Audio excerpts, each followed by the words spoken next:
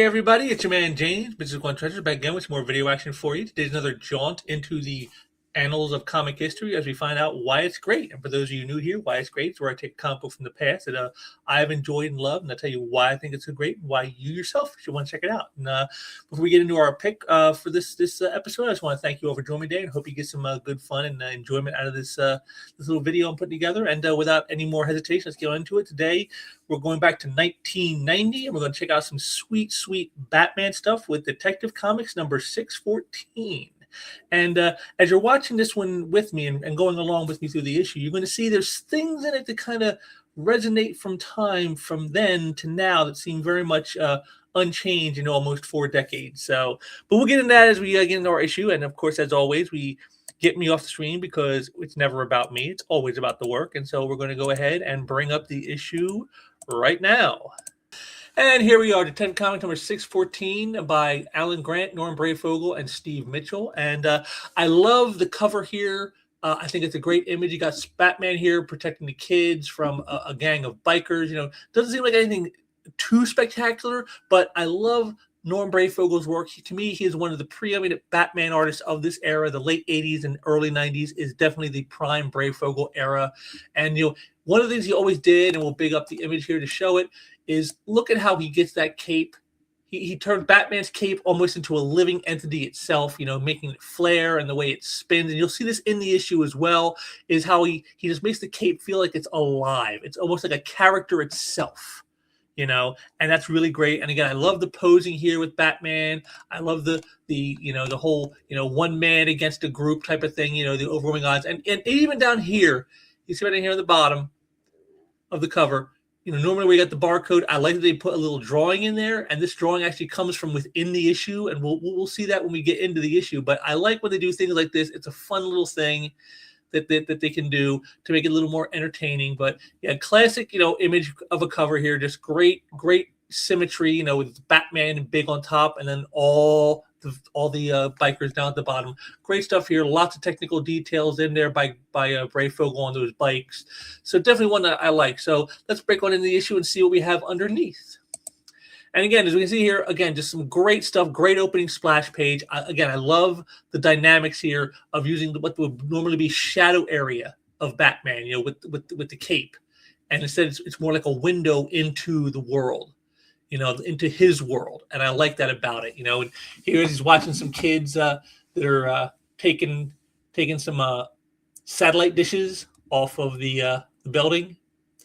And as we head out, you know, he's watching them, and he's impressed at how quick they do it. And almost like, you know, he goes, they dismantled 2 receiver dishes in the time it takes to the shop crew to put up one.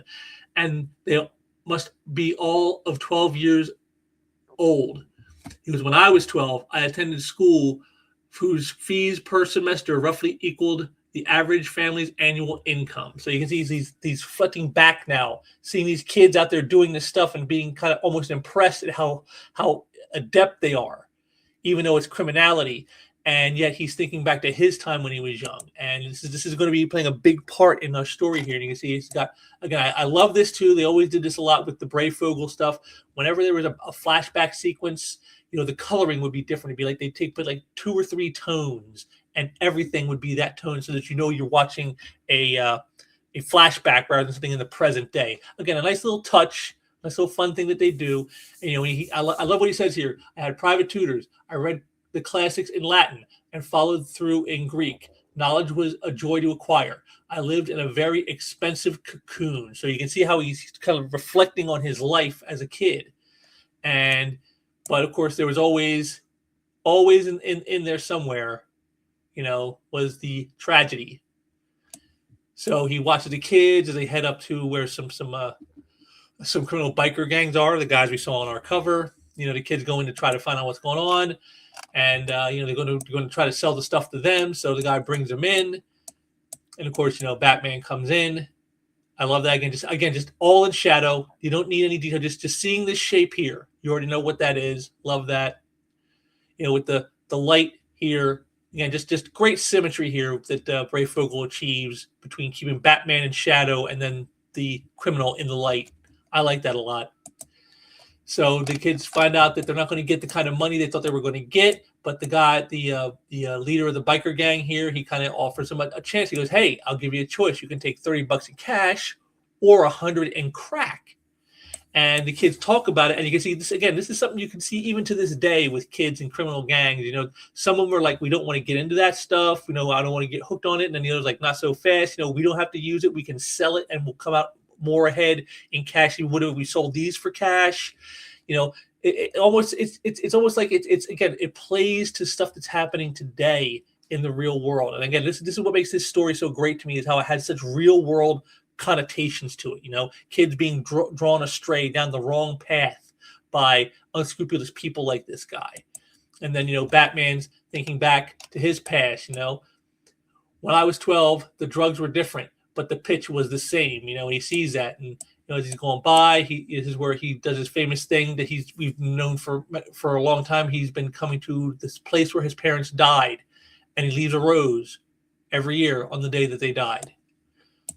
And but that's just when trouble strikes. What's going to happen? Well, we're not going to find out, because we head off back to the present, and the guy's off in the truth. And I love this shot right here. I love this shot. This is the kind of shot I always loved for Breyfogle. I mean, the way he did Batman's eyes, the face like this. I mean, even just shadow down here, but yet the eyes, it tells you everything. I mean, they're flaring with rage. You can tell exactly what he's feeling, even with just this little bit showing. This is how great Norm Breyfogle was, at expressing the emotions of a character. You can see the pain and the anger, the rage. It's all coming through without a single word, without any kind of inference, nothing. I mean, it's just a close up of his eyes, basically, and you just know everything about what he's thinking, what he's seeing. And of course, then a great splash shot. Batman comes crashing through, and I like, again, the cape. As I said, the cape is like a living thing in the world of Norm Breyfogle's Batman. It almost looks like Batman's coming out of like a hole of darkness, just like a demon from another realm. Which, of course, is always how he tried to play this stuff, that he's like the creature of the night, and just great stuff right there. Great intimidating image. And then I love this. He's in there. He's fighting the guys. The kids take off, and he's beating up the punks. That everything goes wrong. Nothing's going their way. He just laying on a table, and he's still able to take them out. And I love this bit right here. Their outside sentry ought to be right about, and then he kicks the door shut. Bang! And his head goes right through it, because he wasn't even paying attention. I love that. It's funny, and yet it still fits the character. It still fits the moment. And that's another thing that was really great about like Alan Grant and Breyfogle's run, is how they could balance a humorous bit like this and yet still make it feel, with that tension of the actions going on. It's kind of slapsticky, but not overly so. Not like in like a Three Stooges kind of way. It's not like where it's like so slapsticky it's over the top. It's like it's grounded in enough reality that it's funny, but yet it's not something you're just going and just cracking up over. It's just a great moment. Again, this is just some of the great stuff that they could do, and I really miss seeing that in the books today. So of course, the kids are gone, and so then the police show up to arrest. And I love this scene here with Gordon. He's talking about how all the publicity, the just say no, drugs kill. I mean, it's not just they don't know what they're getting involved in, that they go on dumping any crud they can find into their bodies. And then he starts hacking from his smoke. And then I just love Batman's expression here. Yes, Commissioner, it makes you wonder. And Gordon caught up, he's like, he knows what he's inferring by saying that. Again, see, just fun and a great character moment between two men who have such deep respect for each other. And I love that. So good stuff. Then, of course, the punk says, that he's going to get, Batman's going to get his, and so are the kids. But Batman doesn't like that, so he tells them, the kids didn't do this. They didn't know I was here, and if anything happens to them, you'll answer to me. And and look at this guy's face here again. Look at the expressiveness of Norm Breyfogle's with this guy's face as Batman issues his threat. You can see he's scared to death at Batman. That is, again, this is the greatness of Norm Breyfogle, the expressive nature of his style. You always got the emotion, even without any words being said by a character, you still got the emotion. And then Gordon's, being very cynical, about what's going to happen with these kids, and Batman takes off, and he goes, Gordon's right. When they find out, the gang's likely to go after the kids, which brings us back to his time as a kid. And you can see here, Bruce gets a little roughed up because they're messing with the flower, and so then they send in a young kid at the time who's trying to join the gang. Who says you want to be a full-fledged demon status, so go ahead and show us what you can do. And see, here's that shot we saw on the front cover, right there. There it is. That same pose, that same look, and then, but see, here's bang. Bruce has got a little something in him, and I love it. He goes, when I was 12, I had the resilience of youth. I had natural strength, and I had the fire that still burns in the pit of my being. So you can see this is like, again, just like a little hint of what's to come. I like how they use the past to show you what the present is going to be. I like that. But of course, it doesn't go very well for Bruce after that. Pucker up, sucker. Uh-oh. And we come back to the present. Batman tracks down the kids. They're all complaining about how like they were able to get away from Batman, but they're in trouble at school and detention, and how Batman owes them because they didn't get their money. And he just shows up there and like, you can collect right now, son. And then look at their total just panic in their faces. This is the last thing they expected. But he tells them he just wants to talk. And he tells them how the street demons, the biker gang, they think you guys, set them up for me to take them down, and they're going to be coming for you. And like, hey, they got no evidence. They can't do that. We're friends. And he tells them like how they don't have friends and only have people that they use. And when they're done using them, they throw them away. And he goes, well, why don't you put us in jail? Because that's what you did to them. And he goes, I have my reasons. And of course, we're seeing some of those reasons in the flashback, which is going to become even more apparent shortly. Then, of course, the principal shows up when Batman. And again, I just love this. Again, a vigilante in a costume, and yet the guy acts like this is just every day. This is a great moment. The principal comes up and shakes his hand. Like he doesn't fear Batman. And again, this is a great thing. Is like, this is like Batman. He wants the criminals to fear him, but he doesn't want the people to fear him. And that's what this shows. And I like that. And again, something you don't really see in the books anymore is a moment like this. Just so much context is lost for the character today with the way they handle him versus how they did back in these days. And of course, the principal goes into how the kids really don't have a chance because the environment they're growing up in. It's a ghetto. And it breeds ghetto mentality. There's like just no hope. They have no real ability to break free from this. If the gangs don't get them or the drugs don't get them, they're going to end up in the graveyard. It's just like a vicious circle of death and depravity. And he goes, it would take a miracle to save these kids. And then I use with Batman, a miracle, a magic wand, a fairy godmother. And then we see why he's feeling this way. Because at that time when he was getting attacked by the same biker gang back then, someone came in and saved his life. Someone who, if you were paying attention earlier in the issue, he did something nice for them.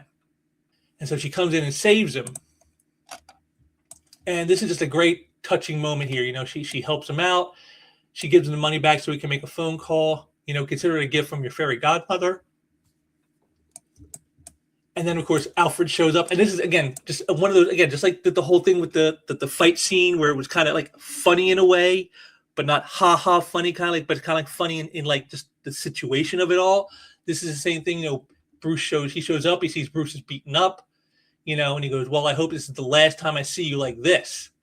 Because we all know this is not the last time. This is just the first time that he's going to see him like this. There are many, many more days like this to come for poor Alfred. And again, just a great moment playing with the history of the character and the way these characters are. Again, Alan Grant shows he really had a deep understanding of who the characters were and how to present them properly to the readers. So the kids decide they're going to go back to the gang, try to clear this up, and let them know, hey, we're not to blame for this. We didn't sick Batman on you. He even tells them, he goes, I don't know how the Batman got onto you. We never told him. Maybe he followed or something. But the gang doesn't care. They're being led by, of course, the guy Scorp, who we all know that was the kid that Bruce had to fight back in the day, and now he's the leader of the gang. And he's like, we'll give you a chance, start running. And then just as they go to run, that's when Batman shows up. The kids didn't have anything to do with it, creep. I busted your boys. I put them in jail. You have a problem with that? I'm here. So he's like taking up for them. And of course, here's good old Scorp with the same line, pucker up, sucker. And of course, that's not going to go too well. And I love this. He goes, you haven't changed much, have you? And then, he goes, oh, you vigilante clown. Oh, you'll nothing, Scorp. You won't remember. But I've owed you this for a long time. Just bang, one shot, just a back fisted, and he's done. This is like the classic thing of like some catharsis for good old Bruce here, because he gets a little bit of revenge. The guy who beat me up when I was a kid, and now I'm beating him up as an adult. And then I just love this right here. All you others, any of you want to try your luck? Come on, one at a time or all together. What are you waiting for? There's only one of me. Come on! And again, look at that expressiveness that Brayfogle gets in here. I mean, look at this. It's just unbridled, vengeance, in his face. And of course, the gang runs off. He faced him down, all of them. And then I love this again. Just another great shot again with Brayfogle with the face and all the shadow. Take my advice. Get smart, fast. If you don't, next time you see me, you might be wearing his shoes. Just great stuff. The whole scared straight type of mentality. I love that. Because you see, all earlier he tried to reason with him. Now he's using a little bit of the classic psychology of scaring him straight. And again, just that finger pointing in your face. It's almost like he's pointing it at you. And so then we head back to the school, and the principal's telling the kids about how, that there's someone coming in today who's doing a great service to these kids. He's going to pay for their college so that they have a chance at something better. And of course, it's Bruce Wayne.